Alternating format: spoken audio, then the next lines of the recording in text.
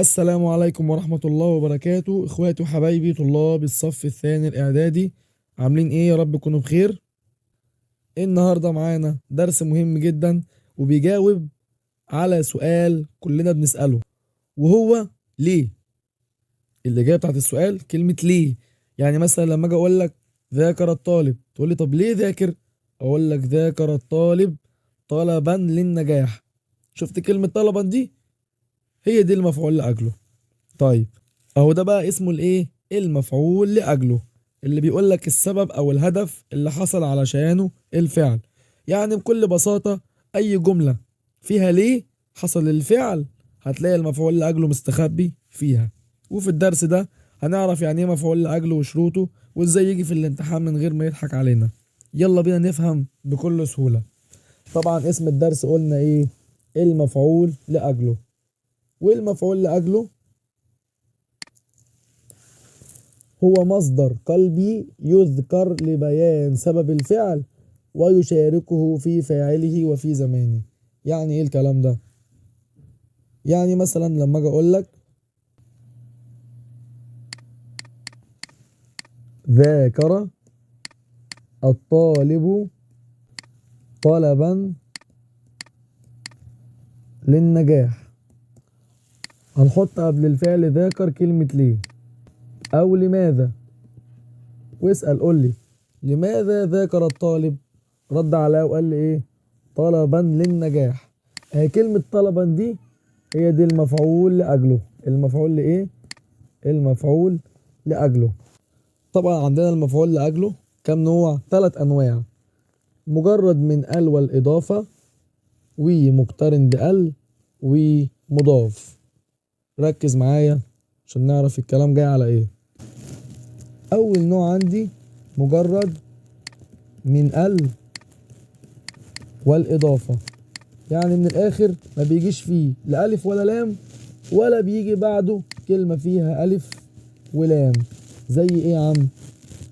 زي لما أجي أقول لك أذاكر دروسي طلبا للتفوق. ركز معايا كده، هحط قبل الفعل إيه؟ لماذا، وأسأل وأقول لماذا أذاكر دروسي؟ رد عليا وقال لي إيه؟ طلبا للتفوق. كلمة طلبا دي هي دي الإيه؟ المفعول لأجله. طيب، طلبا دي فيها ألف ولام؟ لا ما فيهاش. طب جه بعدها كلمة فيها ألف ولام؟ طبعا لا مفيش. يبقى نوع هنا مجرد من ال والإيه؟ مجرد من ال والإضافة. جرى الطفل من خوف، أحط قبل الفعل عندي إيه؟ لماذا، وأسأل لماذا جرى الطفل؟ رد عليا وقال لي إيه؟ من خوف. كلمة خوف دي هو ده المفعول لأجله. طيب كلمة خوف فيها أي ألف ولام؟ ما فيهاش. طب جه بعدها كلمة فيها ألف ولام؟ قال لي برضو لا ما فيهاش. طب لما نيجي نعرفها ازاي؟ ركز معايا كده. جرى فعل ماضي، والطفل فاعل مرفوع علامة رفعه الضمة، ومن حرف جر، وخوف اسم مجرور بمن وعلامة جره الكسرة. وبعد ما اخلص خالص اقول ايه؟ والجار والمجرور متعلقان بالفعل جرى، وهما في محل نصب مفعول لأجله من حيث المعنى.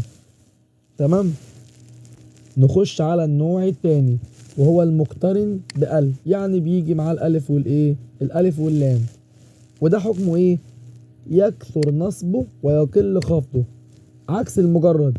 يعني دايما بيجي اسم مجرور، ونادرا لما يجي إيه؟ لما يجي منصوب. ناخد مثال ونشوف. أذاكر دروسي للفهم، احط قبل الفعل عندي ايه؟ لماذا، واسأل لماذا أذاكر دروسي؟ رد عليا وقال لي للفهم. يبقى كلمة للفهم دي هي المفعول لإيه؟ المفعول لأجله. طيب كلمة للفهم فيها ألف ولام؟ فيها ألف ولام أهي، اللي هي اللام بتاعت حرف الجر، وكلمة الفهم. كده مقترن بأل ولا مش مقترن بأل؟ مقترن بأل. وطالما مقترن بأل يبقى ايه؟ يكثر خفضه يعني جره، ويقل ايه؟ ويقل نصبه. يعني دايما بيجي مجرور ونادرا لما بيجي منصوب.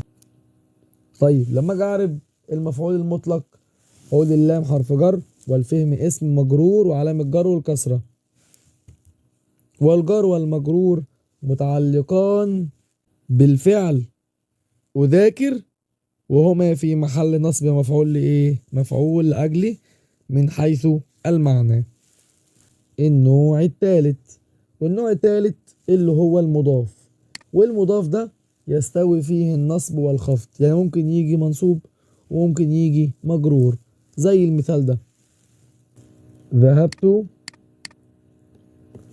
إلى المعهد ابتغاء العلم. تعال نعرف كده. ذهب فعل ماضي، والتاء تاء الفاعل، وإلى حرف جر، والمعهد اسم مجرور بإلى وعلامة جره الكسرة. ابتغاء، ابتغاء دي بقى هي دي المفعول لإيه؟ المفعول لأجله. طبعا بسأل عنه بلماذا؟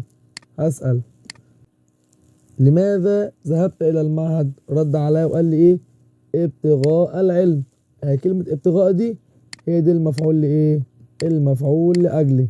طيب جه بعده كلمة فيها ألف ولام؟ جه بعده كلمة فيها ألف ولام، يبقى ده على طول نوعه مضاف. نوعه إيه؟ مضاف. وقال لي هنا يستوي فيه النصب والجر. طب كلمة ابتغاء اعرابها إيه؟ أقول له مفعول لأجله منصوب وعلامة نصبه الإيه؟ الفتحة. ناخد كمان مثال على الجر: أسأل الخبير لقصد الاسترشاد. تعال نشوف فين المفعول لأجله. قلنا بسأل عنه بإيه؟